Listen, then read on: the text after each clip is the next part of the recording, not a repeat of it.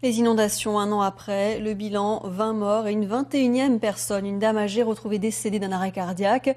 Les heures et les jours qui ont suivi le 3 octobre, l'hôpital d'Antibes a d'ailleurs connu une très forte hausse d'activité aux urgences et dans son service cardiologie. Un chiffre de 78% d'augmentation qui pourrait s'expliquer par le stress lié à cette terrible nuit. Reportage sur des images de Frédéric Serruli. Il y a un an, les inondations sur le littoral faisaient 21 victimes. Dans les 15 jours qui ont suivi ces intempéries, les urgences des hôpitaux ont dû faire face à un afflux de personnes se plaignant de douleurs au niveau du thorax.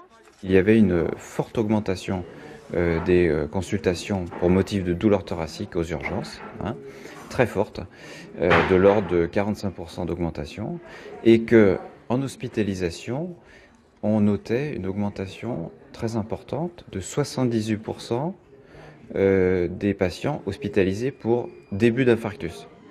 Impossible encore aujourd'hui de savoir si parmi ces hospitalisations, il y a eu des victimes. En revanche, les causes de ces problèmes cardiovasculaires sont-elles connues depuis longtemps ?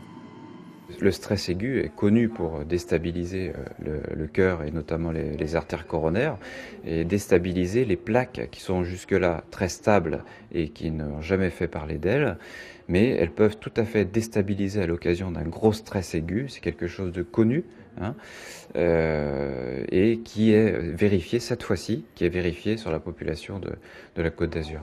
Si le stress dû aux événements catastrophes est un facteur déterminant pour les risques cardiovasculaires, les risques sont tout aussi importants par surexcitation dans les événements festifs comme la Coupe d'Europe de football